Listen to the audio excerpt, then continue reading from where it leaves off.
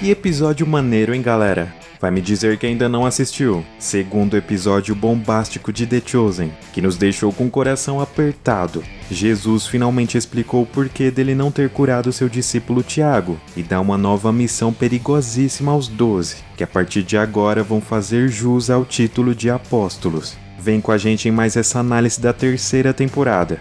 Vamos bibliografar para você.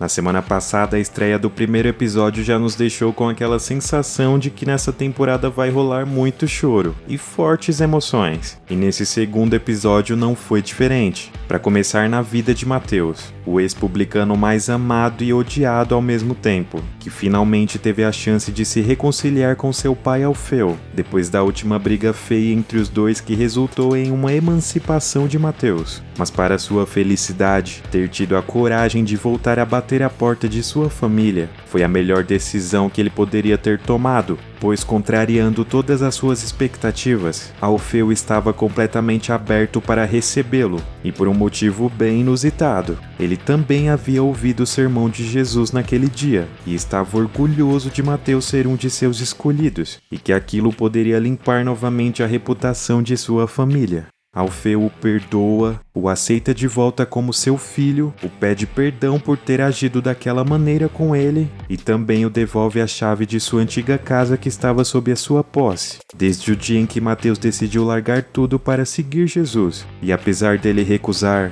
Alfeu o convence de que ele acharia uma utilidade para a casa. E o amor está no ar nessa temporada. Apesar de Éden e Simão não terem paz em sua casa devido aos hóspedes folgados, o casal apaixonado sempre dá um jeito de contornar a situação, e aquilo vem gerando muitas coisas boas. Simão diz ter chegado a hora de construírem uma família, e deixa Éden cheia de alegria.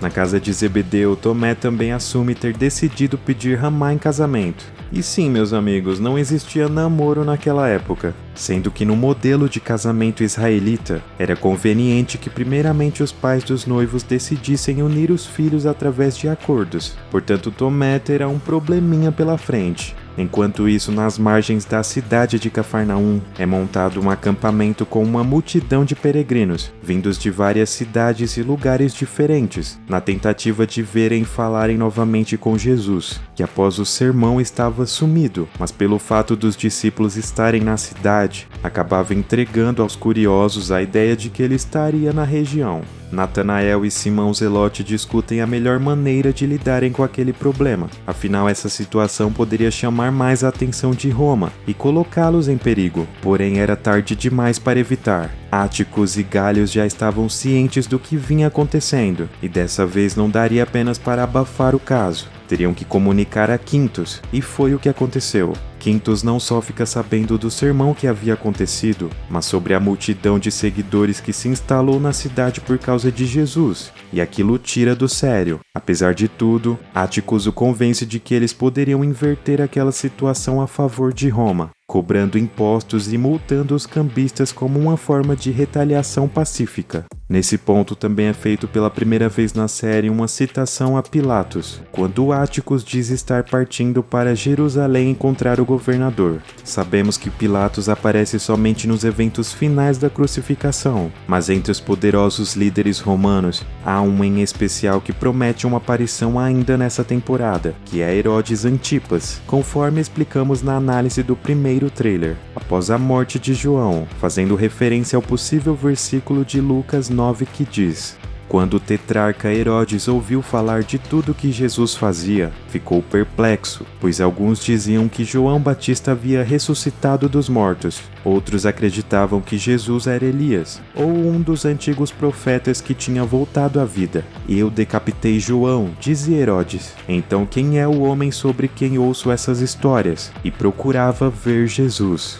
Outra pessoa que ganha alguns inimigos nessa temporada é Simão Zelote, que começa a ser perseguido por pessoas misteriosas e, na tentativa de fugir da ameaça, acaba caindo na armadilha de Áticos ao encontrá-lo em cima do telhado. Essa foi a primeira conversa entre os dois desde a tentativa de assassinato ao magistrado romano, que não chegou a acontecer, mas deixou o agente investigativo na cola de Simão. Áticos o alerta de que eram os zelotes que estavam atrás dele, por considerarem-no um traidor desde a sua desistência da ordem, e pede que ele vá embora da cidade antes que ele tenha que limpar a bagunça. E Fino estaria sujeito a dificuldades. Além de escolher as duplas e as regiões para onde cada um deles iria, Jesus também os concede uma autoridade temporária nessa missão, para que pudessem curar enfermos, ressuscitar mortos e expulsar demônios assim como ele. E nessa reunião, Judas também é escolhido para ficar responsável pelo dinheiro do ministério.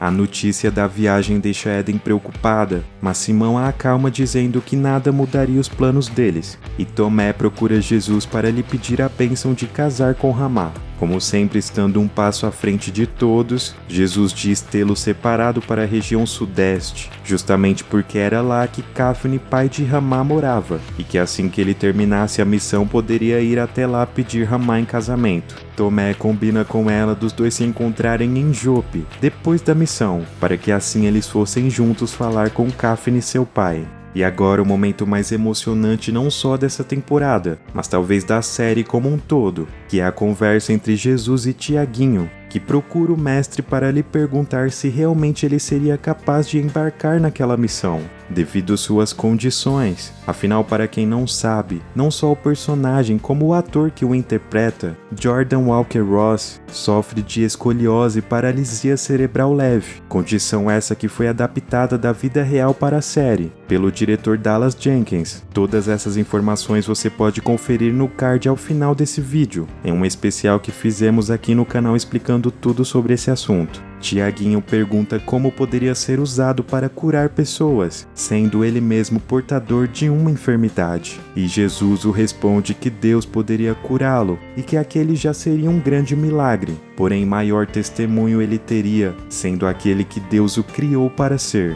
do jeito que ele era, com as suas limitações, com seus defeitos e qualidades. Pois para Deus ele era perfeito e poderia mostrar para todos a verdadeira graça em meio às dificuldades, sendo usado daquela maneira. E antes de acabar o episódio, também temos uma rápida conversa entre Mateus e Galios, que é importante frisar o quanto ele vinha de algum tempo demonstrando preocupação em seu semblante, sendo percebido em vários momentos não só por Mateus, mas por aqueles à sua volta, dando cada vez mais força a uma teoria levantada tempos atrás na internet, de que ele seria o chefe da guarda descrito nos evangelhos, cujo nome não é revelado, mas teria sua história registrada devido seu filho ficar doente e como última alternativa de salvá-lo, ele desesperadamente pede ajuda a Jesus, que o manda de volta para casa, sendo recebido por seu filho completamente curado, e é quase uma confirmação que isso irá acontecer, já que anteriormente no trailer da temporada foi mostrado um frame do soldado ao lado da cama de uma criança. E encerramos esse capítulo com um último discurso de Simão, dizendo que aquela poderia ser a última vez em que eles estariam juntos, e todos o acompanham em uma oração recitando Salmos 3, como uma forma de encorajamento para enfrentarem o que estaria por vir. Aguardamos o desfecho dessa história. E se você